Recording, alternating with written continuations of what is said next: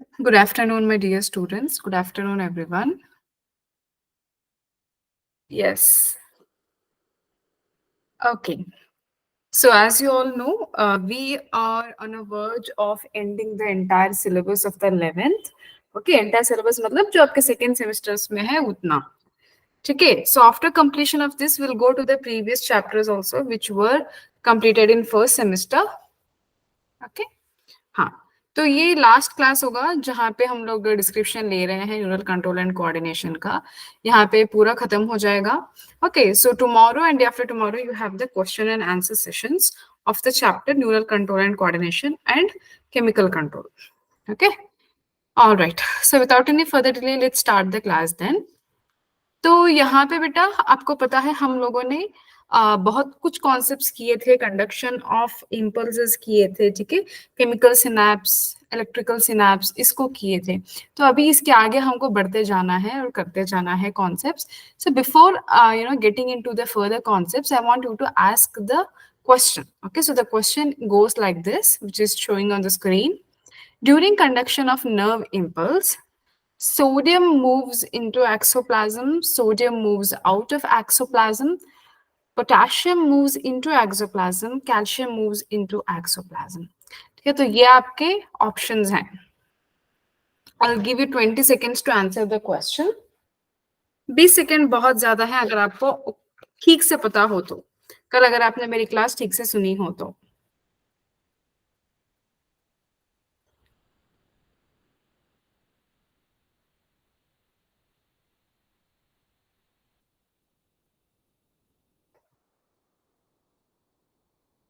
Okay, great. So as you all know, मैंने आपको बताया था. ठीक है, तो जब रेस्टिंग मेम्ब्रेन होता है तो वहां पे हाई परमेबिलिटी होती है पोटेशियम की. जब इम्पल्स कंडक्ट होना स्टार्ट हो जाता है तो वहां पे परमेबिलिटी होती है सोडियम की. तो जब सोडियम की परमेबिलिटी बढ़ती है तो बाहर एक्स्ट्रा सेलुलर फ्लूइड में सोडियम ज्यादा होता है, वो बाहर से अंदर जाने लगता है into the axoplasm. So the answer for this question is sodium moves into the axoplasm during the conduction of nerve impulse. ठीक है, बहुत इजी क्वेश्चन है. Action potential of nerve cell is, मैंने आपको बताया था. ठीक है, जब रेस्टिंग मेम्ब्रेन है तो -70 MV था. Okay, -70 microvolt. तो अब कितना होगा action potential of nerve cell के टाइम पे? यस, वेरी गुड बेटा. That is +30 MV. ठीक है, ये सारी चीजें मैंने आपको बताई थी. -30 MV for the resting potential, action potential of the nerve cell के लिए +30. ठीक है, तो अब हम लोग सेंस ऑर्गन्स के बारे में कुछ जानने वाले हैं. ठीक है, so what are sense organs? These are the organs that detect the changes in the environment and convey the information to central nervous system. कि ये कौन है बेटा? ये ऐसे ऑर्गन्स हैं जो कुछ भी चेंज हो हमारे एनवायरनमेंट में, हमारे सराउंडिंग में, उसको डिटेक्ट करते हैं एंड उसको as a stimuli pass on करते हैं with the information to the central nervous system. Central nervous system उसके अगेंस्ट कुछ भी एक मोटर इंपल्स भी जनरेट कर सकता है for the as a respond. ठीक है, तो कौन से सेंस ऑर्गन्स हैं हमारे पास? आंख है, आई, ईयर, नोज, टंग, स्किन. ठीक है, ये सारे पांचों सेंस ऑर्गन्स हैं जो आप प्राइमरी से पढ़ते आ रहे हैं. ठीक है, तो आपके सिलेबस में डिटेल में पढ़ने वाले तो दो हैं, आई एंड ईयर. बाकी वालों को भी आप पढ़ोगे, बट आई एंड ईयर का थोड़ा खास रोल है. ठीक है, so two eyes are located in the sockets of the skull, we call them as orbit. ठीक है, जो आंख है, आंखों की पुतलियां. ठीक है, तो वहां पे एक बॉल जैसा एक प्लेस होता है. मतलब क्या बताऊं मैं आपको, एक वहां पे गड्ढा होता है, गड्ढों पे आपके जो 2 आईज हैं वो लोकेट होते हैं. तो उन गड्ढों को, द सॉकेट्स ऑफ स्कल को हम कहते हैं ऑर्बिट्स. ठीक है, उन गड्ढों में आंख होता है. ठीक है, आप जब क्रेनियम स्कल देखते हो तो आपको वहां पे क्लियर अंडरस्टैंडिंग हो जाता है ना. Then the adult human eyeball is nearly spherical and it has 3 layers. ठीक है, nearly spherical है, 3 layers होते हैं, outer sclera, middle choroid and inner retina. ठीक है, यहाँ पे दिख रहा है आपको? Look in this diagram. Okay, outer sclera, sclera बाहर वाला है, बीच वाला कोरोइड है एंड एकदम इनर वाला is retina. Okay, then coming to sclera. Sclera is the external layer formed of dense connective tissue. बाहर का layer है, connective tissue से बना हुआ है. Anterior transparent portion of sclera is called cornea. ठीक है, तो यहाँ पे तुम देखो तो यहाँ पे जो ट्रांसपेरेंट रीजन है ना स्क्लेरा का, तो इसको हम बताते हैं कॉर्निया. ठीक है। तो स्क्लीरा, ये जो व्हाइट कलर का पोर्शन है, ये आपको जो दिख रहा है ये स्क्लीरा है। ठीक है, अब जो आपके आंखों के एकदम सामने है, ओके, जो आपका विजन कराता है, तो उसके सामने एकदम वहां पे ट्रांसपेरेंट एरिया भी आता है स्क्लीरा का, उसको हम कहते हैं कॉर्निया। ठीक है, दिख रहा है ये कॉर्निया है। क्लियर? चलो, then choroid, it is the middle layer. तो यहाँ पे क्या हो रहा है, bluish middle layer is present, which we call it as a choroid, that contains many blood vessels. इसमें बहुत सारे blood vessels होते हैं. It is thin over posterior 2/3 of the eyeball, but it is thick in the anterior part of the ciliary body. ठीक है, तो आपको अभी पता चलना चाहिए कि anterior कौन सा है, posterior कौन सा है। बेटा ये anterior है, ओके, और ये posterior है। ठीक है, तो पोस्टीरियर में क्या होता है, it is thin over posterior, तो के थोड़ा पोस्टीरियर में थिन होता है, and then of the eyeball, but it is thick in the anterior part to form the ciliary body. अभी एंटीरियर पार्ट में सीलेरी बॉडी बनाना होता है, तो इसीलिए यहाँ पे थिक है। ये दिख रहा है आपको सीलेरी बॉडी, तो सीलेरी बॉडी को बनाना होता है, इसीलिए थोड़ा यहाँ पे कोरॉइड जो है ना, वो यहाँ पे थोड़ा थिकर बन जाता है। तो ये आप जो देख रहे हो, ये कोरॉइड का ही पार्ट है। Okay, this is nothing but the choroid part only. Okay, तो यहाँ पे थोड़ा थिन है, यहाँ पे एकदम से थिक बन जा रहा है। Okay, with the support of ciliary body. तो यहाँ पे वही लिखा है, this thick anterior part to form the ciliary body. ठीक है, चलो, अब ये जो स्ट्रक्चर है ciliary body, it continues forward to form the visible pigmented opaque portion, we call it as iris. तो ये आपको दिख रहा है जो भी कलर्ड पार्ट है, मतलब किसी की आंख नीली है, किसी की काली है, किसी की ब्राउन है, किसी की ग्रीन है, तो that is all because of the ciliary body जो है ना, वो कंटिन्यू होती है as a visible pigment show करके। It is a opaque portion जिसका नाम है आइरिस। दिख रहा है यहाँ पे आइरिस है। ओके, यहाँ पे ब्राउन कलर का आइरिस है। समझ में आ रहा है कुछ? ठीक है, वो आइरिस है। ठीक है, तो यहाँ पे देखो, अब ये जो यहाँ पे सीलियरी बॉडी था, ये एक्सटेंड कर जाता है। अब ये इस एक्सटेंशन से जो यहाँ पे आ रहा है ना, यही हमको आइरिस की तरह दिखता है। ठीक है, ये आइरिस की तरह यहाँ पे दिखता है। ठीक है, नाउ सो आइरिस के बीच में एक ना ओपनिंग है, जो हम कहते हैं सेंट्रल ओपनिंग, जिसका हम कहते हैं नाम प्यूपिल। Okay, प्यूपिल। So प्यूपिल of the diameter is regulated by the muscle fibres of iris. Okay, जो अब आप देख लो, प्यूपिल किसी का बड़ा है, प्यूपिल किसी का छोटा है। ठीक है, तो प्यूपिल का बड़ा छोटा होना is because of the contraction and relaxation of the muscles of iris. जब आइरिस ना कॉन्ट्रैक्ट होगा या रिलैक्स होगा, तो उसके बेसिस पे आपको प्यूपिल छोटा बड़ा होता रहता है। ठीक है, तो एकदम वो एक स्पेस है बेटा, जैसे कैविटी हो ना, वैसे एक सेंट्रल ओपनिंग स्पेस है। ठीक है, eyeball contains a transparent crystalline lens. Okay, तो आईबॉल जो है, it contains a transparent crystalline lens. तो लेंस किधर है, लेंस किधर है, दिख रहा है यहाँ पे, ये लेंस है। तो हमारे आईबॉल में ट्रांसपेरेंट एक लेंस होता है। It is held in place by ligaments attached to ciliary body. Okay, यहाँ पे लिगामेंट्स के थ्रू अटैच्ड हुआ है टू द सीलियरी बॉडी। ठीक है, ये सीलियरी बॉडी है पिंक में, ये सीलियरी बॉडी है। ओके, अब लेंस को अटैच करने के लिए यहाँ पे पतले पतले पतले धागे से है, एंड दोज आर लिगामेंट्स। ठीक है, यहाँ पे आपको क्लियर स्ट्रक्चर मिलेगा। एक मिनट, अच्छा वो डायग्राम नहीं डाला मैंने यहाँ पे। हाँ देखो, इसमें ये है आपका सीलियरी बॉडी, और ये है आपके लिगामेंट्स। ठीक है, तो इससे आपके लेंस को होल्ड करके रखने के लिए इजी होता है। ठीक है, चलो, तो यही है बस यहाँ पे, और कुछ नहीं। देन अभी हम लोग आते हैं जो थर्ड इनर मोस्ट लेयर है। Okay, that is retina. तो रेटिना में क्या हो रहा है, आप देख सकते हो, this third inner internal layer, it is also form of 3 more layers of cells. Okay, 3 layers of cells का बना हुआ होता है। ओके, इनर टू आउटर आप देख सकते हो, गैंग्लियन है, बाइपोलर है, फोटो रिसेप्टर है। ये दिख रहा है, ये पहले वाला गैंग्लियन है, ये बाइपोलर है, और ये फोटो रिसेप्टर है। ठीक है, तो फोटो रिसेप्टर सेल्स जो है, आपको पता है गैंग्लियन, तो आपको पता है बेटा, it's a axon of nerves. Okay, optic nerves, तो वहां पे क्या है, बहुत सारे एक्सॉन्स का एक ग्रुप है, group of axons, we call them as ganglion. तो जितने भी ऑप्टिक नर्व्स हैं यहाँ पे, तो उनके न्यूरॉन्स का एक्सॉन का ग्रुप बना हुआ है। बाइपोलर क्या है, एक सेल बॉडी, एक एक्सॉन, एक डेंड्राइट। ठीक है। फोटो रिसेप्टर सेल्स वो सेल्स हैं जो लाइट को रिसीव करते हैं। ठीक है, तो यहाँ पे फोटो रिसेप्टर सेल्स भी दो टाइप के होते हैं, रॉड एंड कोन्स। ओके, तो दे कंटेन व्हाट, इनके पास होता है, फोटो रिसेप्टर सेल्स के पास होता है फोटो सेंसिटिव प्रोटीन्स, जिसको हम कहते हैं photo pigments. Okay, so photo pigments are formed of opsin. Opsin एक प्रोटीन है, रेटिनॉल एक ऑल्डिहाइड है विटामिन का। ठीक है, तो photo pigments are formed of opsin and retinol. ठीक है, तो अब यहाँ पे देख लो आप।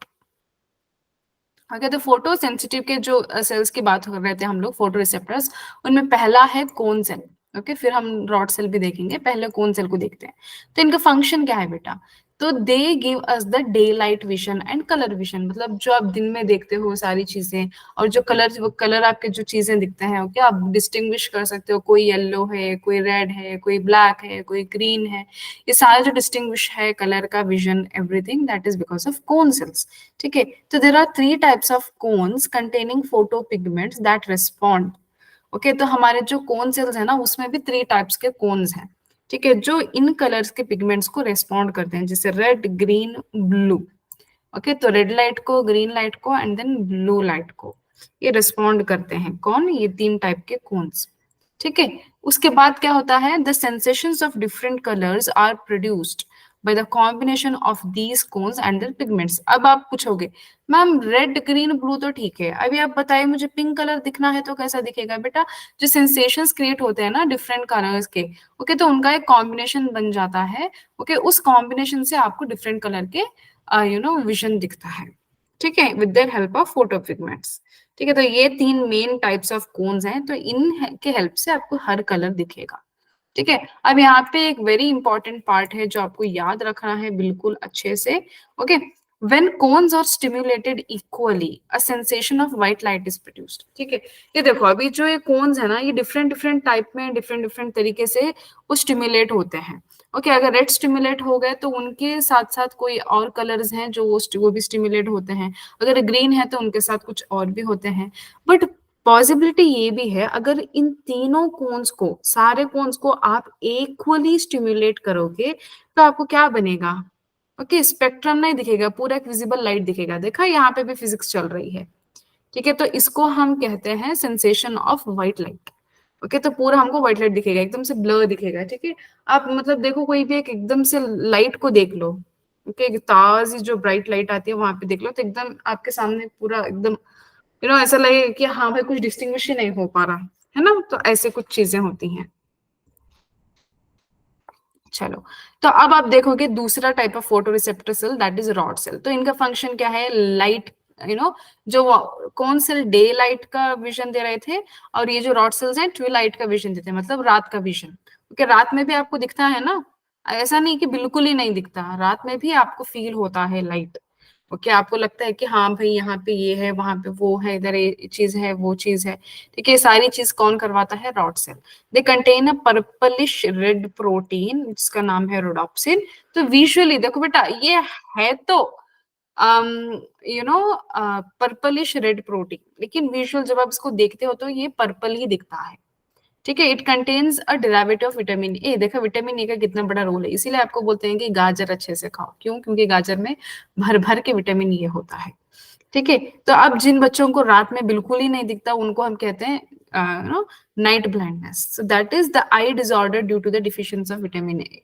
अगर विटामिन ए की कमी हो जाती है तो बिल्कुल रात में कुछ भी नहीं दिखता, इसको हम कहते हैं नाइट ब्लाइंडनेस। ठीक है, तो ऐसे भी कुछ डिसीजेस दिखते हैं नेचर में। ठीक है, देन अब at the region slightly above the posterior pole of the eyeball, optic nerves leave the eye and retinal blood vessels enter. ठीक है, तो यहाँ पे दिख रहा है आपको पोस्टीरियर, मैंने बताया था ना, जहाँ पे लेंस होता है वो एंटीरियर पार्ट है, उसके पीछे। ओके, ये जो पार्ट है यहाँ पे पोस्टीरियर पार्ट है ये। Okay, posterior. तो यहाँ पे पोस्टीरियर पार्ट में एक रीजन है जहां से सारे आपके जो ऑप्टिक नर्व्स हैं वो यहाँ से निकलते हैं। ओके, जो ऑप्टिक नर्व्स हैं वो यहाँ से निकलते हैं। ठीक है, तो वो यहाँ से निकलते हैं। अगर कोई ब्लड वेसल्स हैं तो वो अंदर आते हैं। ठीक है, यहाँ पे रेटिना में ब्लड वेसल्स दिखता है ना, वो वैस्कुलर लेयर है, तो वहां पे आपके बहुत सारे ब्लड वेसल्स आएंगे, ब्लड कैपिलरीज आएंगे, तो इसी पार्ट से आते हैं, ऑप्टिक नर्व से ही आते हैं। ठीक है, तो लेकिन यहाँ पे जो पार्ट है ना, ये ऐसा है कि रास्ता है। ओके, ये एक रास्ता है, हर चीजों को लेके आता है, एक को लेके जाता है। लेकिन यहाँ पे इंपॉर्टेंट से याद रखने वाली बात क्या है, here photo receptor cells are absent, इसीलिए इसको ब्लाइंड स्पॉट कहते हैं। ठीक है, तो यहाँ पे जो भी हमारा फोटो रिसेप्टर सेल्स हैं, जो रेटिना में, रॉड सेल में प्रेजेंट है, कोन सेल्स में प्रेजेंट है, वो सारे जो यहाँ पे इस पार्ट में, इस ऑप्टिक नर्व में नहीं होते। ठीक है, तो इसीलिए इस पार्ट को हम कहते हैं ब्लाइंड स्पॉट। ठीक है, इसको हम क्या कहते हैं बेटा, ब्लाइंड स्पॉट कहते हैं। क्लियर? ये क्वेश्चन प्रीवियस ईयर में पूछा गया है। ठीक है, देन तो अब later lateral to the blind spot, मतलब ब्लाइंड स्पॉट के एकदम बगल में there is an yellowish pigmented spot called as macula lutea. Okay, जिसको हम कहते हैं commonly yellow spot with the central pit that is fovea. Okay, central pit को हम लोग फोविया कहते हैं, मतलब जैसे एकदम ऑप्टिक नर्व है ना जहाँ पे ब्लाइंड स्पॉट, एकदम उसके बगल में ही रहेगा ये मैक्यूला ल्यूटिया, जो येलो स्पॉट का अपीयरेंस देता है। ओके, तो वहां पे पिट भी होता है जिसको हम फोविया कहते हैं। The fovea is a thinned out portion of the retina where only the cones are densely packed. ये भी प्रीवियस ईयर क्वेश्चन है। तो फोविया में क्या प्रेजेंट है, only the cones are densely packed. Okay, it is the point of greatest visual equity.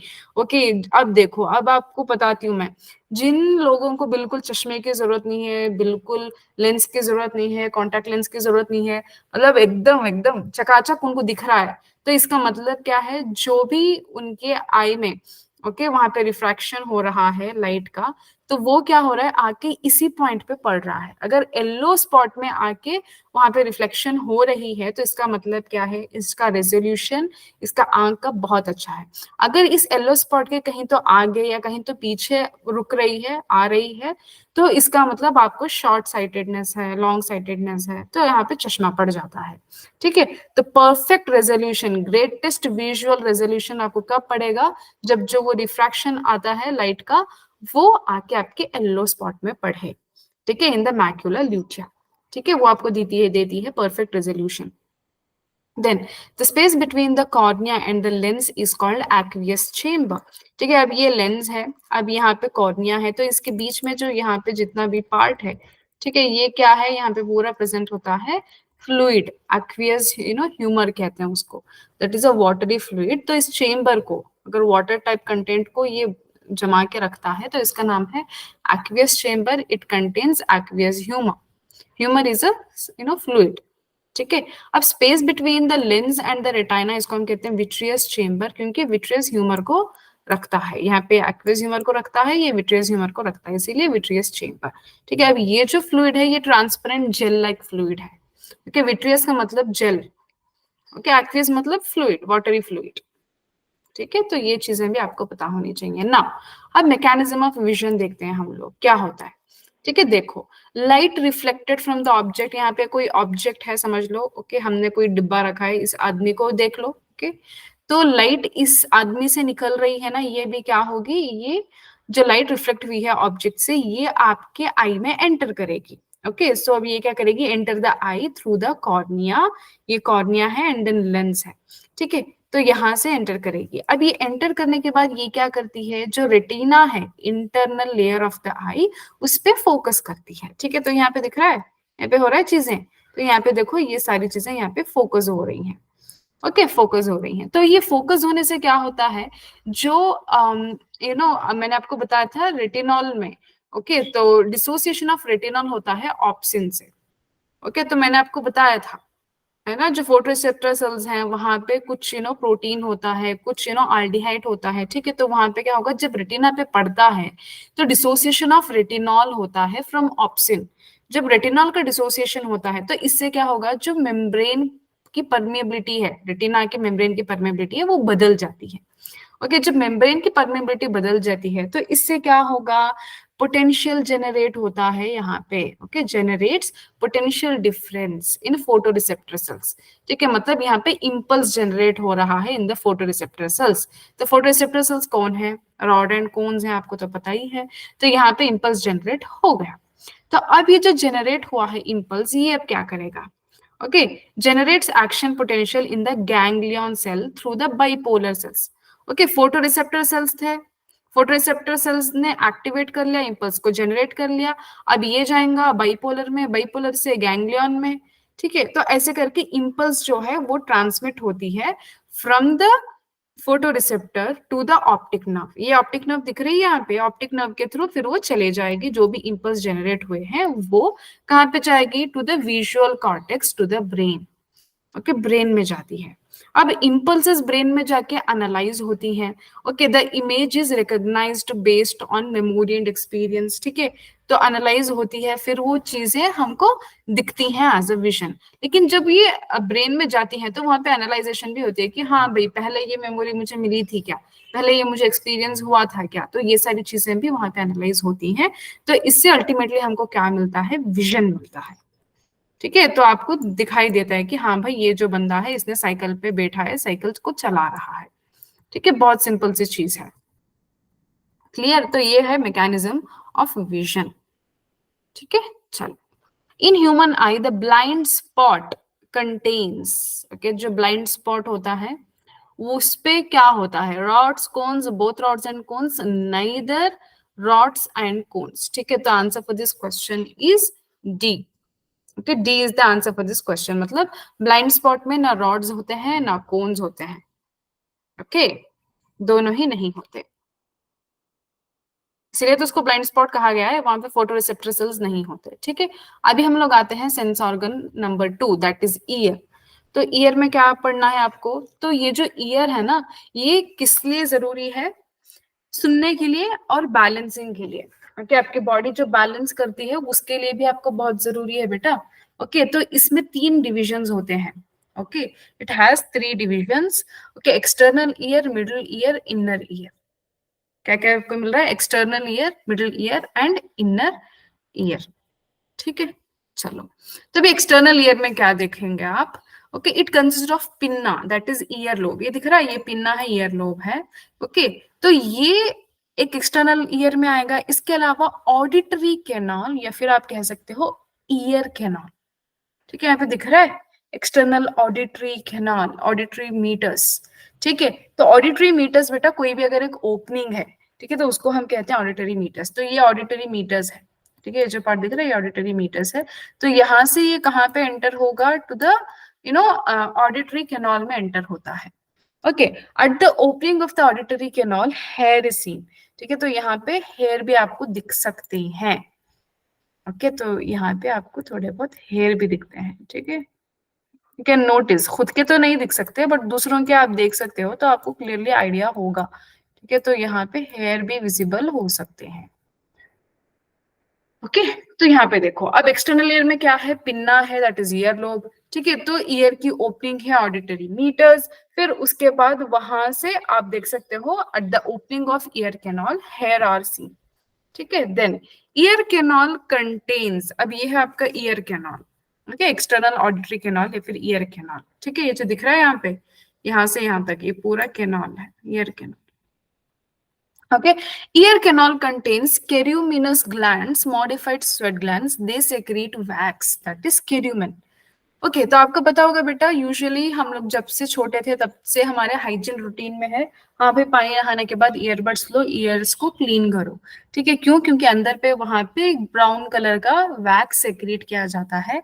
वैसे उसको clean करने की जरूरत तो है नहीं, क्योंकि वो देखो बेटा, हमारे बॉडी में इसलिए प्रेजेंट है क्योंकि प्रोटेक्शन करवाता है, ठीक है। तो जो वैक्स है वो कोई भी एक बाहर से आया हुआ कोई ऑर्गेनिज्म है, कोई एक any kind of external body, तो उसको वो क्या करता है? ट्रैप करता है, तो इसीलिए वो होती है, ठीक है। वहां पे कैरुमिनस ग्लैंड्स होती हैं जो कैरुमिन को सेक्रीट करते हैं। बट अगर हम उनको बार बार क्लीन करते रहें, कुछ भी वहां पे रहने ही ना दें, तो प्रॉब्लम हो जाती है, ठीक है। तो यहाँ पे लिखा है wax and hairs prevent the entry of foreign objects like insects, ठीक है। जैसे कोई इंसेक्ट्स है, कोई मक्खी है, कोई चींटी है, कुछ भी ऐसी चीज, ठीक है। चलो, देन अब ear canal ends in a tympanic membrane. जो एक्सटर्नल ईयर कैनाल थी अभी कहाँ पे जाके एंड हो रही है? In the tympanic membrane. इसको आप टिम्पैनम भी कह सकते हो या ईयर ड्रम भी कह सकते हो, ठीक है।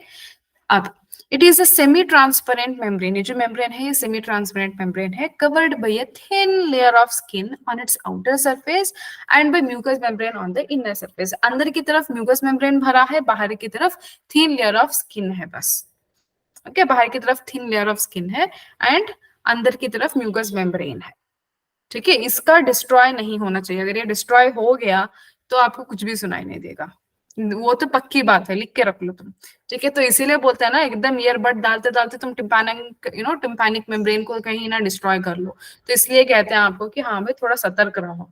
ओके, ईयरबड्स को यूज मत करो, हार्श एकदम जो शार्प एज के चीजें होती हैं उनको यूज मत करो, उनको कान में मत डालो, इसलिए कहा जाता है। ठीक है, अब आता है मिडिल ईयर में। तो एक्सटर्नल ईयर में क्या था? पिन्ना था, ईयर कैनॉल था, टिम्पैनिक मेम्ब्रेन था। ठीक है, now it consist of, middle ear में क्या है? Tympanic cavity and ear ossicles.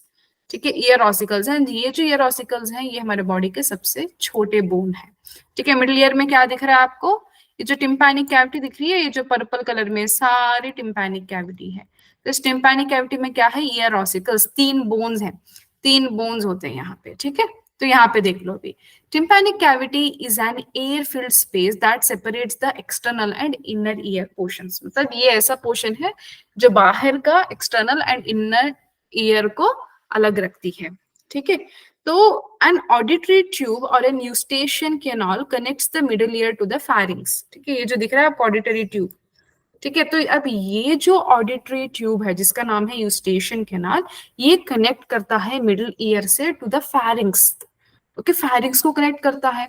It maintains the equal pressure on either side of the ear drum. ये जो स्टेशन कैनाल है ना, इसका काम क्या है? Maintains the equal pressure on either sides of ear drum. Okay, जो ईयर ड्रम है तो दोनों की तरफ प्रेशर को बैलेंस करके रखने के लिए बहुत ज्यादा जरूरी है। इसका फंक्शन याद रखिए, स्टेशन कैनाल बहुत बार पूछा गया है। ठीक है, चलो, तो टिम्पैनिक कैविटी है, उसके अंदर ईयर ऑसिकल्स हैं, बोन्स हैं, माइलेज, इनका स्टेपिस अभी बताऊंगी। इसके अलावा यहाँ पे जो मिडिल ईयर से निकला है, जो टिम्पैनिक कैविटी से निकल रहा है, वहां पे ऑडिटरी ट्यूब जिसका नाम है स्टेशन कैनाल, ये जाके बाइंड होता है फैरिंग्स को। इसका काम है स्टेशन कैनाल का to maintain the equal pressure on the either side of the ear drum. ठीक है, अब मिडिल ईयर में ईयर ऑसिकल्स हैं, जो 3 स्मॉल बोन्स हैं जिनका नाम है मैलियस, इनकस एंड स्टेपीज। दिख रहा है यहाँ पे, ये मैलियस है, इनकस है, स्टेपीज है। ठीक है, तो malleus is attach to tympanum, जो पतली सी लेयर है क्योंकि ईयर ड्रम की, जिसको हम टिम्पैनिक मेम्ब्रेन कहते हैं। तो मैलियस टिम्पैनम को अटैच होता है। और जो स्टेपीज है, जो सबसे स्मॉलेस्ट बोन है, अगर एक बोन कहूं तो smallest, that is stapes. Okay, अगर ईयर ऑसिकल्स भी आप चूज कर सकते हो। ठीक है, स्मॉलेस्ट बोन है वो भी। तो stapes is the smallest of the body, bone of the body. It is attached to the membrane of voval window। ठीक है, तो वोवल विंडो को अटैच होता है। यहाँ पे दिख रहा है आपको, ये वोवल विंडो है।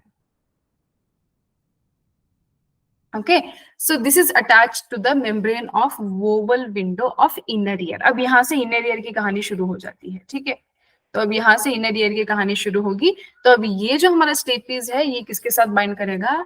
Vowel window of inner year. ठीक है, चलो, अब इनर ईयर की बारी आती है। तो इनर ईयर में आप क्या क्या देखते हो? It consist of 2 important parts. Okay, one is bony labyrinth and membranous labyrinth. ठीक है, बोनी लैब्रिंथ है, मेम्ब्रेनस लैब्रिंथ है। ठीक है, तो बोनी लैब्रिंथ क्या है? It is a cavity filled with perilymph. दिख रहा है? ओके, तो यहाँ पे देखो बेटा तुम, ये जो बाहर वाला लेयर है ना, बाहर जो आपको जैसे ब्राउन कलर में दिख रहा है, वो बोनी लैब्रिंथ है। ओके, लैब्रिंथ मतलब भूल भुलैया, भूल भुलैया को लैब्रिंथ कहते हैं। ठीक है, अगर यहाँ पे आप भूल चुक के चले भी गए, मतलब ऐसे समझ लो कि आप एकदम से एंटमैन जैसे छोटे होके यहाँ पे चले गए, तो तुम रास्ता भूल जाओगे, वो तो पक्की सी बात है, लिख के रखो तुम। ठीक है, तो ये बोनी लैब्रिंथ है, बाहर वाला जो स्ट्रक्चर है, जो यहाँ पे सेमी सर्कुलर कैनाल्स बनाए हैं, ये बोनी लैब्रिंथ है। ठीक है, इसके अंदर एक मेम्ब्रेन है। ओके, इसके अंदर एक मेम्ब्रेन है जो डक्ट्स बना रहे हैं एक्चुअली। ओके, जो डक्ट्स बना रहे हैं जिनको हम कहते हैं मेम्ब्रेनस लैब्रिंथ। ठीक है, मेम्ब्रेनस लैब्रिंथ। और ये मेम्ब्रेनस लैब्रिंथ कनेक्ट होती हैं, यहाँ पे आपके सेमी सर्कुलर कैनाल्स में भी रहेंगे एंड यहाँ पे कॉक्लियर रीजन में भी रहेंगे। अभी मैं बताऊंगी क्या क्या चीजें हैं, ठीक है। तो बोनी लैब्रिंथ क्या है, इस it is a cavity filled with perilymph, यहाँ पे बहुत सारा पेरिलिम्फ भरा हुआ होता है, ठीक है। नाउ मेम्ब्रेनस लैब्रिंथ की जब बात होती है तो it consist of two parts, one is cochlea, another one is vestibular apparatus. ठीक है, एक है कॉक्लिया, दूसरा है वेस्टिबुलर अपैरेटस। तो अब कॉक्लिया किधर है बेटा, ये है आपका कॉक्लिया, ये जो इतना दिख रहा है ना, जैसा वो स्नेल के ऊपर होता है ना, स्नेल के पीठ के ऊपर ऐसा राउंड करके, तो वो ही कॉक्लिया जैसा यहाँ पे दिख रहा है, तो ये आपका कॉक्लिया है। वेस्टिब्यूल ये है, ओके, यहाँ से दिख रहा है आपको, जो यहाँ से यहाँ तक का जो एरिया है, ठीक है, यहाँ पे देखो ये वेस्टिब्यूल है, ठीक है। तो membranes labyrinth consist of cochlea and vestibular apparatus. और जो कॉक्लिया है वो ऑर्गन ऑफ हियरिंग है, वो हमको सुनने में हेल्प करता है। जो वेस्टिब्युलर अपैरेटस है वो हमारे बॉडी का इक्विलिब्रियम मेंटेन करके रखता है, ठीक है, इक्विलिब्रियम मेंटेन करके रहता है, कहीं आप गिर ना जाओ, कहीं लुढ़क ना जाओ, ठीक है। तो आप बैलेंस बनाए रखो, चलने में, खेलने में, बैठे हो, उठे हो, कुछ भी कर रहे हो, तो आपके बॉडी के बैलेंस के लिए बहुत ज्यादा जरूरी है कौन, वेस्टिब्युलर अपैरेटस, ठीक है। चलो अभी आगे पढ़ते हैं हम लोग। अब हम कॉकलिया के अंदर घुसते हैं तो देखते हैं कि क्या क्या है कॉकलिया के अंदर की कहानी। ओके, तो कॉकलिया का पढ़ रहे हैं हम लोग। ओके, वही जो राउंड राउंड राउंड था ना, स्नेल के टोपन जैसा, वो। Now it is coiled structure having 3 canals, ठीक है, ये कॉइल्ड स्ट्रक्चर है, एकदम ऐसे घुमा घुमा हुआ स्ट्रक्चर है। इसके आप जब घूमते हुए अंदर जाओगे ना, अब इस भूल भुलैया में जब आप अंदर जाओगे, ये कॉइल्ड स्ट्रक्चर है, इसमें 3 कैनाल्स आपको देखने को मिलेंगे। अपर स्केला वेस्टिब्यूला, या फिर वेस्टिब्यूलाई भी कह सकते हो, middle scala media and lower scala tympani, दिख रहा है यहाँ पे। अब ये आपका वोवल विंडो है, ओके, ये आपका वोवल विंडो है, जिस वोवल विंडो पे आपका स्टेपिस अटैच हुआ था, याद है आपको, याद है। चलो, तो ये आपका स्टेपिस यहाँ पे अटैच हुआ था। अब यहाँ पे 3 लेयर्स हैं, ओके, 3 कैनाल्स हैं समझ लो, एक स्केला वेस्टिब्यूलाई, बीच वाला स्केला मीडिया एंड नीचे वाला स्केला टिम्पैनी, ठीक है। अब ये जो Scala vestibuli and scala media है ना, it is separated by A reasons membrane, यहाँ पे दिख रहा है ये रीजनस मेम्ब्रेन है। तो ये सेपरेट किससे हुआ है, रीजनस मेम्ब्रेन से सेपरेट हुआ है। Scala media and scala tympani are separated by basilar membrane. अब ये दोनों scala media and tympani are separated by basilar membrane, ठीक है। अब scala vestibuli and scala tympani दोनों ही फिल्ड है पेरिलिम्फ से। अब ये जितना भी आपको पिंक पिंक में दिख रहा है ना, ये सारे क्या है बेटा, इन कैविटी को हमने फिल कर लिया है पेरिलिम्फ के साथ, पेरिलिम्फ यहाँ पे फिल्ड है, ठीक है। अब जो स्केला मीडिया रीजन है, it is filled with what, endolymph, okay. तो यहाँ पे देखो, अब यहाँ पे जो क्रीम क्रीम बिस्किट टाइप में दिख रहा है, तो यहाँ पे पूरा एंडोलिम्फ है, ओके। जहाँ पे पिंक है वहां पे पेरिलिम्फ, जहाँ पे क्रीम कलर है वहां पे एंडोलिम्फ भरा हुआ है, ठीक है, समझ आ रहा है आपको। मिडिल ईयर में बेटा आपने मैलियस इनका स्टेपिस देखा, स्टेपिस आके अटैच होता है वोवल विंडो में ऑफ द इनर ईयर, ठीक है। अब जब इनर ईयर आप देखते हो तो यहाँ पे आपको दिखेगा बोनी लैब्रिंथ, उसके अंदर आप देखोगे मेम्ब्रेनस लैब्रिंथ, ठीक है। जो मेम्ब्रेनस लैब्रिंथ है उसमें 2 चीजें आपको देखने को मिलता है, एक कॉक्लिया जो एकदम से राउंड राउंड राउंड राउंड होता है सर्कुलर मोशन में, ओके, जो हियरिंग को मेंटेन करता है, सुनने में काम आता है। एक वेस्टिबुलर अपैरेटस, वो क्या करता है, हमारे बॉडी के बैलेंस को मेंटेन करता है। अब हमने क्या किया, हमने कॉक्लिया के अंदर घुस के देखना था कि कॉइल्ड स्ट्रक्चर जो है ये कैसा है। अब जब हमने अंदर आके देखा तो यहाँ पे 3 कैनाल्स दिख रहे हैं, upper scala vestibuli, middle scala media and the lower scala tympani, ठीक है। जो वेस्टिबुलाई मीडिया के बीच में जो मेम्ब्रेन सेपरेट की है वो रीजनस मेम्ब्रेन है, मीडिया टिम्पैनी के बीच में जो सेपरेट की हुई मेम्ब्रेन है वो बैसिलर मेम्ब्रेन है। वेस्टिबुलाई एंड टिम्पैनी जो दोनों ही कैविटीज हैं वो फिल्ड है पेरिलिम्फ से, एंड जो स्केला मीडिया है वो फिल्ड है एंडोलिम्फ से, ठीक है। चलो, अब क्या देखना है आपको, resting on the basilar membrane and projecting into the scala media is a complex receptor organ called organ of Corti, ठीक है। अभी जो मैंने आपको बताया ना वही चीज यहाँ पे दिख रहा है, देखो देखो, तुम पहले देखो, ये ऊपर वाला स्केला वेस्टिबुलाई, ये एकदम बीच वाला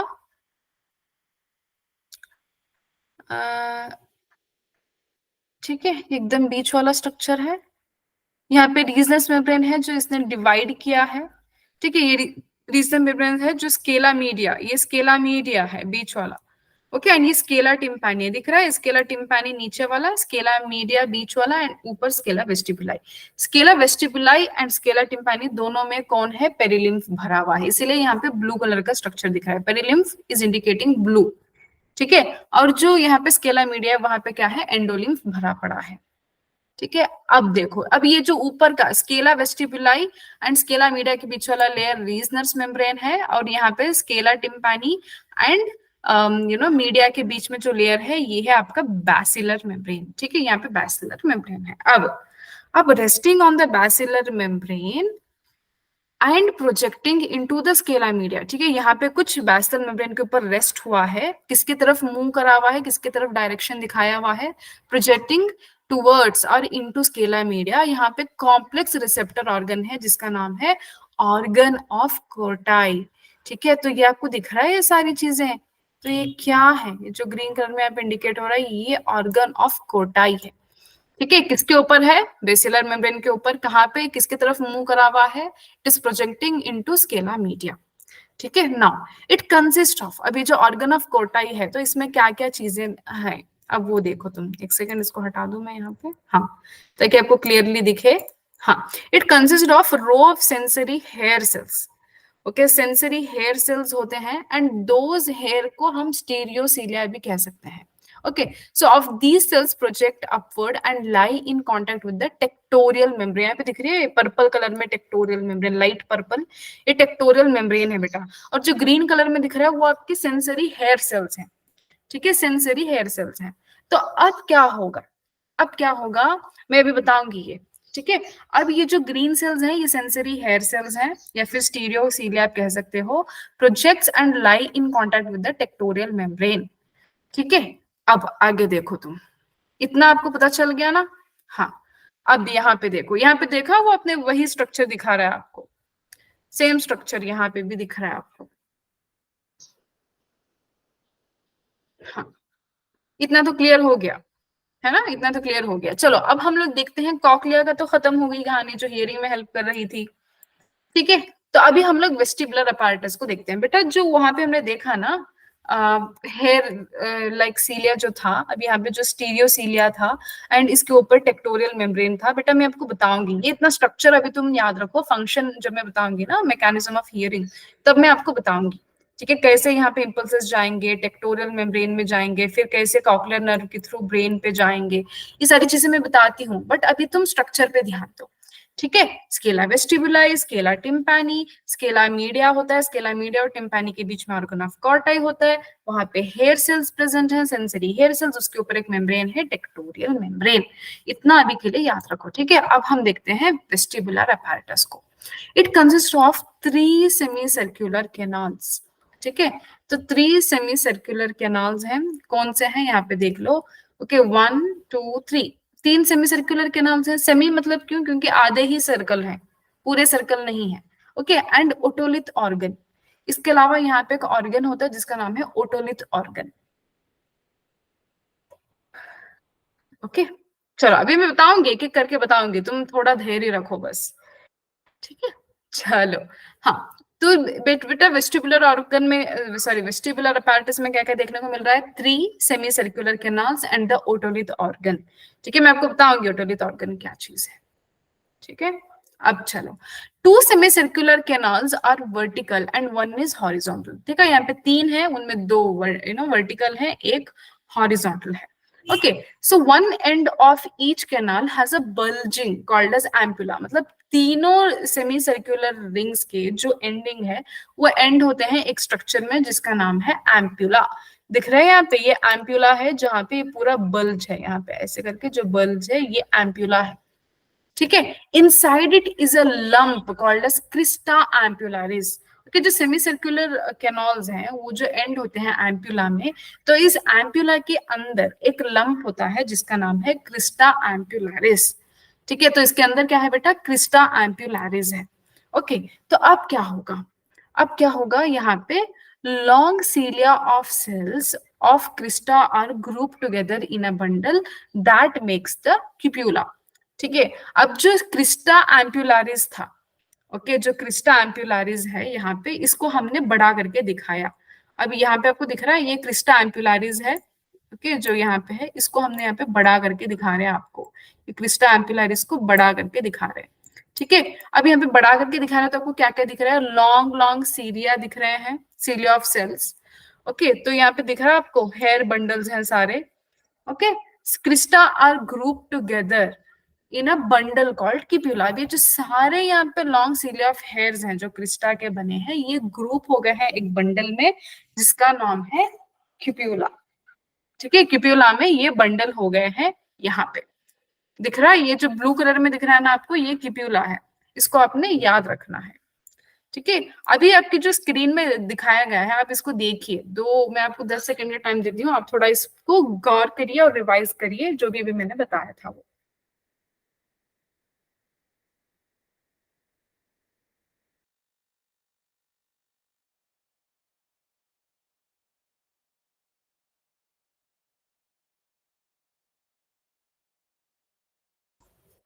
ओके, तो ये जो आपको भी बंडल दिख रहा है ये क्यूप्यूला है, ठीक है। अभी हमने किसका एनलार्जमेंट देखा, हमने देखा क्रिस्टा एम्पुलारिस का एनलार्जमेंट, ठीक है। चलो अभी आगे बढ़ते हैं। अब ओटोलिथ ऑर्गन किधर है, आपको मैंने बताया ना वेस्टिबुलर ऑर्गन जो है वो किन किन का बना है, यहाँ पे देखो सेमी सर्कुलर कैनाल्स का एंड देन ओटोलिथ ऑर्गन का। अब ओटोलिथ ऑर्गन को ध्यान से देखना है हमको, ठीक है। तो otolith organ consists of utricle and saccule, okay. Otolith organ consist of utricle and saccule, समझ में आ रहा है कुछ? ओके, तो अब देख लो तुम, तो यहाँ पे यूट्रिकल किधर है और आपको आपको दिखेगा कि सैक्यूल किधर है।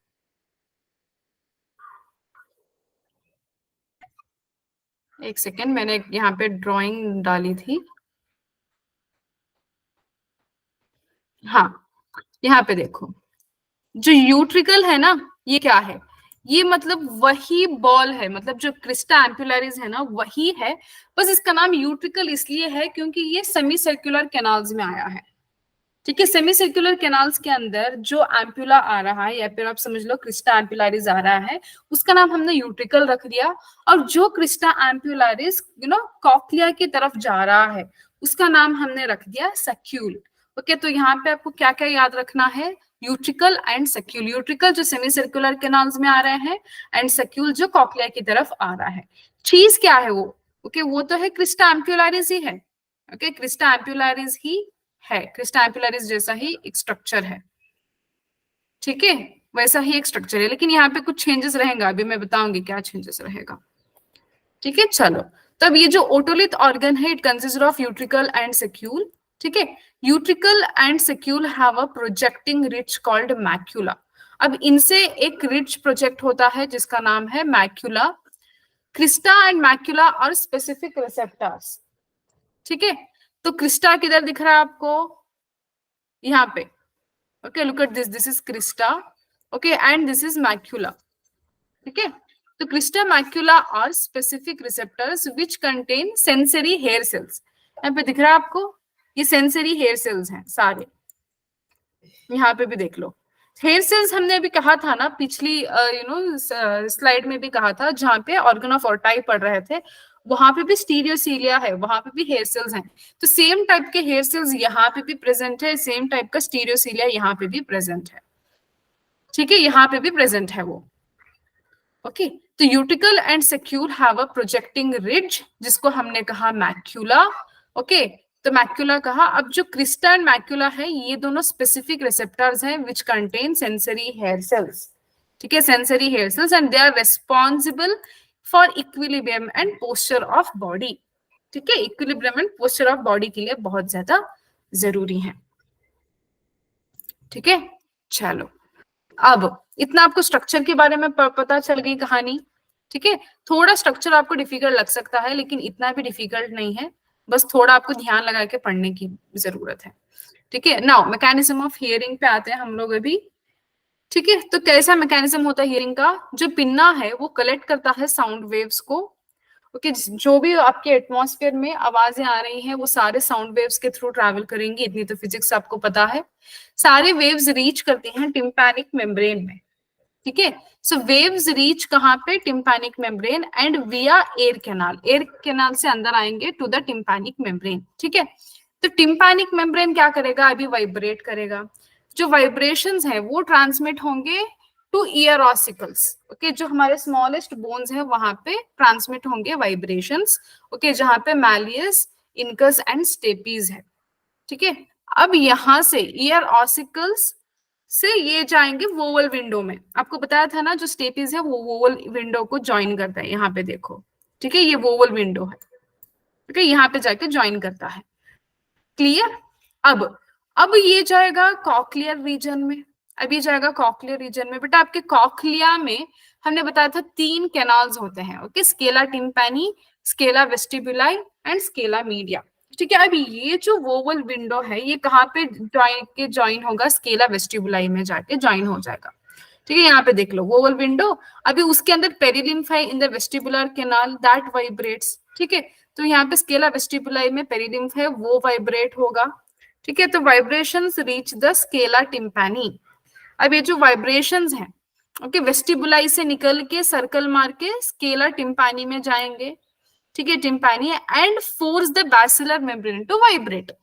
उसके बाद ये क्या करेंगे, बैसिलर मेम्ब्रेन को वाइब्रेट करने में मजबूर करेंगे। ठीक है, तो बैसिलर मेम्ब्रेन कौन है, यहाँ पे दिख रहा है आपको, ये बैसिलर मेम्ब्रेन है जो ब्लैक कलर में दिखाया गया है। ओके, आपको पता है बैसिलर मेम्ब्रेन के ऊपर एक सेंसरी स्ट्रक्चर है जिसका नाम है ऑर्गन ऑफ कॉर्टाई। ओके, तो ऑर्गन ऑफ कॉर्टाई क्या करेगा, वहां पे सेंसरी वाइब्रेशंस जो है वो वहां पे जाएंगे। ठीक है, force the basal membrane to vibrate. ठीक है, अभी hair endings on the sensory hair cells press against the tectorial membrane. अभी basal membrane से organ of corti में जाएगा। organ of corti में बहुत सारे sensory hair cells थे, वो क्या करेंगे, ऐसे ऐसे करके जैसे सीला मूव होता है वैसे मूव होंगे। अब ये जो मूवमेंट है ये टेक्टोरियल मेम्ब्रेन के अगेंस्ट होता है, तो टेक्टोरियल मेम्ब्रेन में भी सेंसरी सेल्स होते हैं, उनको पता चलता है कि हाँ भाई आवाज आई है। अब ये जो सेंसरी हेयर सेल्स हैं ये एक्साइट होते हैं। ओके, तो इससे क्या होता है, जो भी इंपल्स जनरेट होता है वो ऑडिटरी नर्व से कैरी होता है impulse to the auditory centre of the brain. ठीक है, वहां से ये auditory centre of the brain पे जाएगा एंड देन हियरिंग होगी। ठीक है, ये पूरी आपकी मैकेनिज्म ऑफ हियरिंग है। ठीक है, अब ये स्ट्रक्चर देखो, ये बैसिलर मेम्ब्रेन है, ये सपोर्टिंग सेल्स है, यहाँ पे हेयर सेल्स हैं। ठीक है, हेयर सेल्स के ऊपर ये टेक्टोरियल मेम्ब्रेन है। अब ये जो सेल्स है हेयर सेल्स, जब ये मूव करेंगे जैसे आगे पीछे ऐसे मूव करेंगे तो टेक्टोरियल मेम्ब्रेन में सेंसरी सेल्स होते हैं, तो यहाँ से इंपल्स जनरेट होगा, ये जाएगा आपके ऑडिटरी नर्व से। ओके, ऑडिटरी नर्व से ये बाहर जाएगा। ठीक है, यहाँ पे देखो इस डायग्राम में,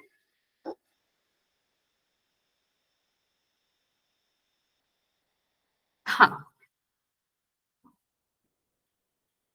यहाँ पे दिख रहा है, ये जो डायरेक्शन बता रहा है, ये जो डायरेक्शन दिखा रहा है, ये डायरेक्शन क्या है, ये वही है। ओके, यहाँ से आपका कॉक्लियर नर्व लेके जा रहा है सारे इंपल्सेस। ठीक है, तो इससे आपको क्या होगा, ब्रेन में जाएगा मैसेज, सीएनएस को जाएगा, सीएनएस वहां से हियरिंग करवाएगी। ठीक है, अब थर्ड सेंस ऑर्गन है नोस। ओके, नोस किस लिए काम आता है, for the olfaction, smell, organ of smell.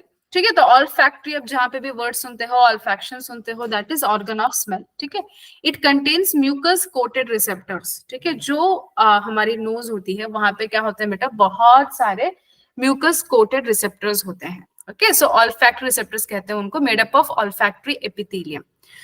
Okay, they receive sense of smell. It contains 3 kinds of cells. ठीक है, 3 टाइप्स ऑफ सेल्स हैं जो आपके सिलेबस में नहीं है, तो आप इतना टेंशन मत लीजिए उनके बारे में, बट ये क्या करते हैं, सेंस ऑफ स्मेल देते हैं।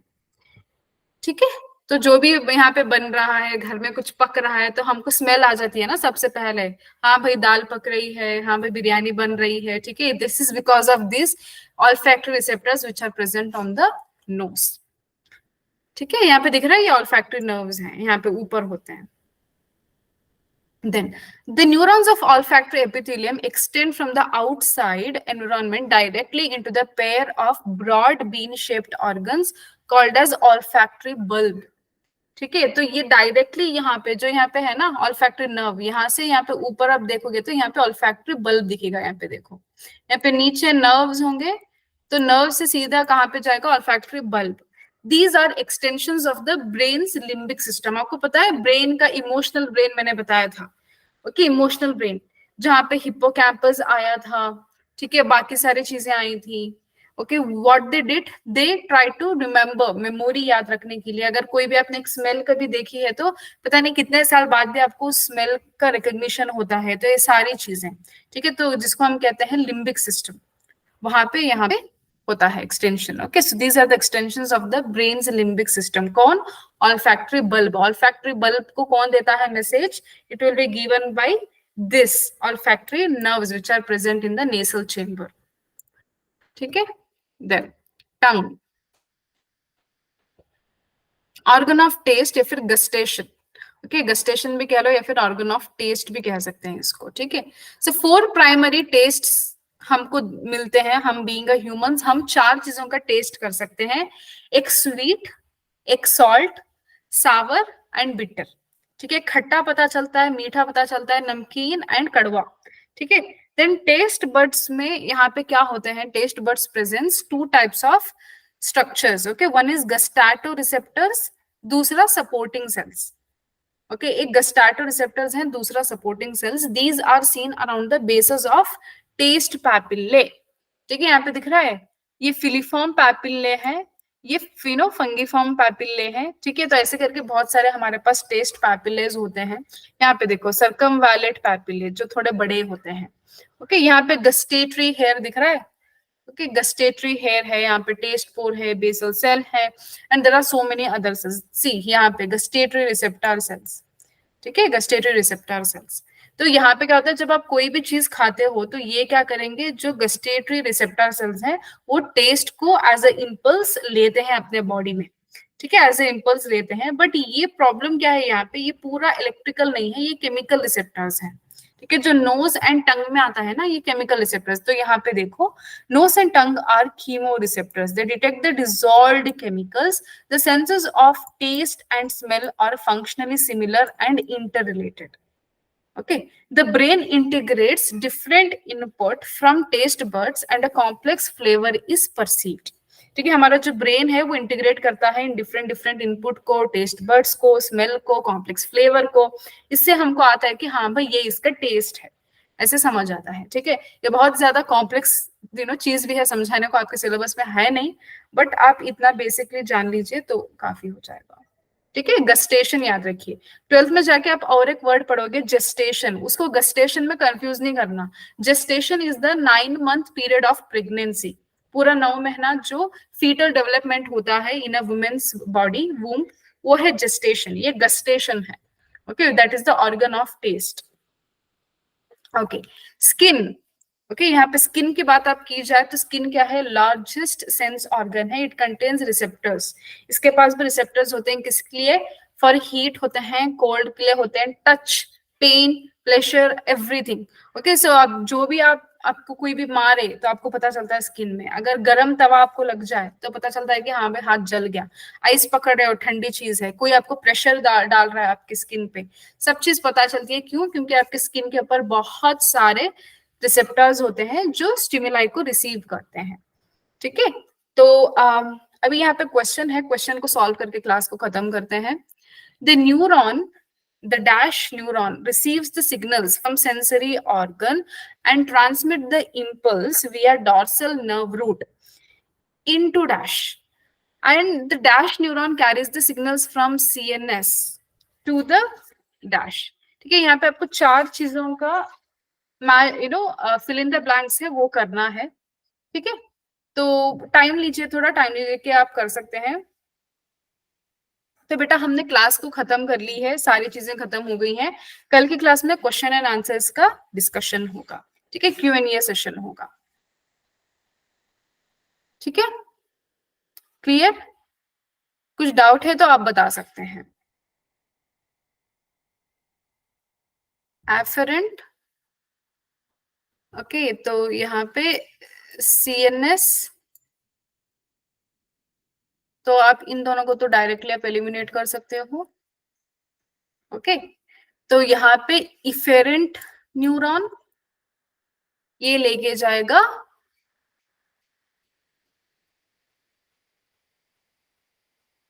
इफेक्टर को, या फिर आप रिसेप्टर भी कह सकते हो। ठीक है, चलो, या एनीथिंग एल्स दैट्स रिमेनिंग, कुछ और बचा है करवाने को? कुछ नहीं, ठीक है। So thank you so much for joining the class. अगर कुछ भी है आप डाउट पूछ सकते हो, others you can leave the class. ठीक है, चलो, कुछ भी डाउट है आप पूछ सकते हो, otherwise you can leave the class, कोई बात नहीं। Okay, take care, bye bye.